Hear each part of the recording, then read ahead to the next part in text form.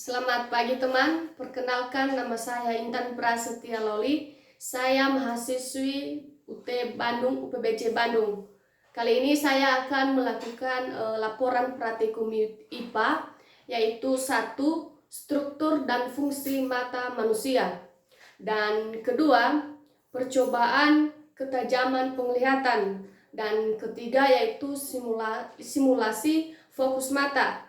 Dan keempat yaitu percobaan reaksi pupil terhadap cahaya. Dan sekarang kita akan mengamati atau melakukan percobaan struktur dan fungsi mata manusia. Nah, di sini di belakang dinding ini saya sudah tempelkan anatomi mata atau bagian-bagian dari mata dan beserta fungsinya. Nah, sekarang perlu kita ketahui dulu bahwa mata adalah indera penglihatan yang berfungsi untuk menerima cahaya dan menangkap informasi visual. Nah, coba diperhatikan, ini adalah gambar mata dan beserta bagian-bagiannya. Dan bagian-bagian anatomi mata beserta fungsinya, yaitu 1. Kornea. Nah, ini posisi kornea ini di sini. Kornea. Nah, fungsi dari kornea ini adalah berfungsi menerima dan meneruskan cahaya yang masuk ke bagian mata yang lebih dalam.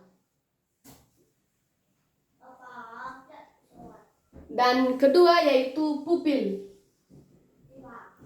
Nah, fungsi dari pupil ini yaitu mengatur banyak sedikitnya cahaya yang masuk ke dalam mata. Itu adalah fungsi dari pupil.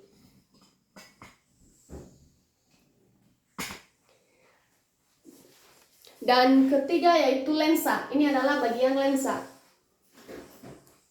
Lensa ini berfungsi untuk memfokuskan cahaya yang masuk ke mata supaya tepat jatuh di retina.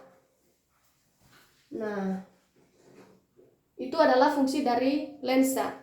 Dan retina bagiannya di sini. Dan fungsi dari retina ini adalah menangkap serta meneruskan cahaya dari lensa hingga ke saraf mata. Itu adalah bagian dari retina. Sedangkan dari iris posisinya di sini. Dan iris ini berfungsi untuk memberikan warna pada mata. Ini posisi iris, yaitu fungsinya yaitu memberikan warna pada mata.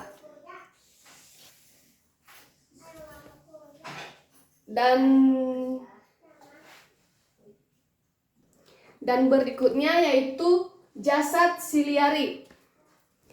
Jasad siliari ini juga berfungsi untuk menjaga kelenturan mata. Nah, posisinya di sini yaitu jasad siliari. Nah, bagian mata yang berikutnya yaitu sklera. Sklera ini berada di posisi bagian di sini. Sklera ini berfungsi sebagai untuk melindungi struktur mata yang sangat halus dari melekatnya otot bola mata. Nah, itu fungsi dari sklera. Dan berikutnya yaitu koroid. Nah, posisinya berada di sini. Koroid ini berfungsi untuk mencegah pantulan cahaya di bagian dalam bola mata dengan cara menyerap semua cahaya yang masuk ke mata.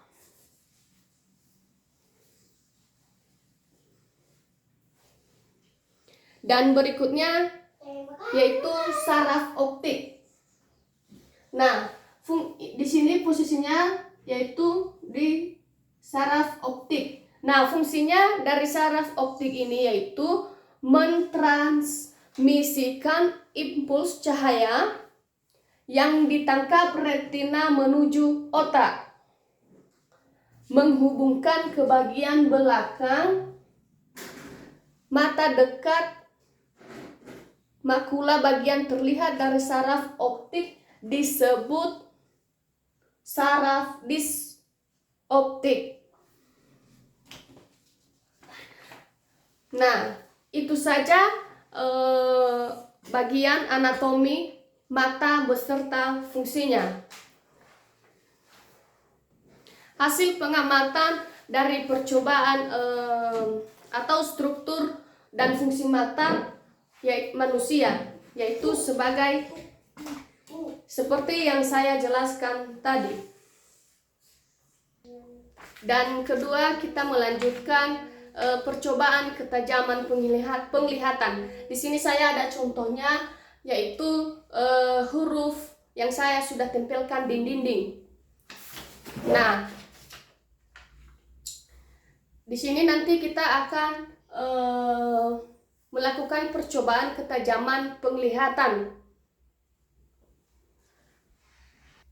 Kita akan melakukan percobaan ketajaman mata dengan jarak 1-5 meter. Dan sekarang kita akan mencobanya. Sekarang kita akan melakukan percobaan ketajaman mata. Kita ukur dengan meter, ukurannya dengan jarak 1-5 meter.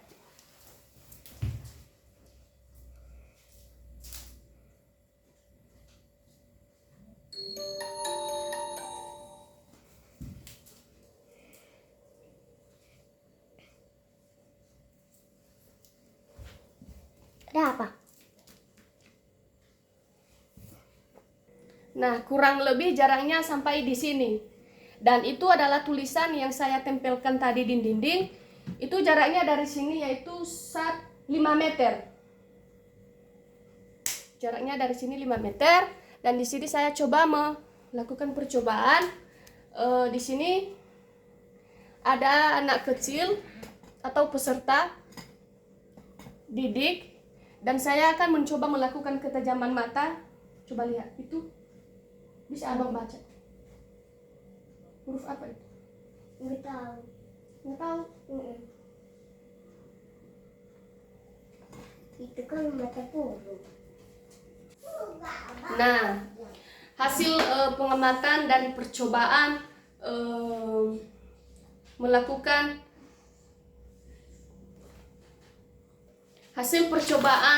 melakukan ketajaman penglihatan, yaitu hasil dari pengamatan yang saya lakukan di sini dengan jarak 5 meter, yaitu hasil pengamatan yang saya dapatkan, yaitu 1, ketajaman penglihatan peserta atau anak kecil tadi membaca dengan huruf jelas pada jarak 3-4 meter.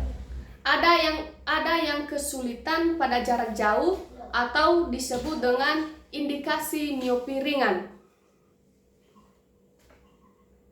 Nah, terlihat pada video tadi bahwa anak kecil tadi yang telah membaca dengan jarak 5 meter itu mengalami atau tidak bisa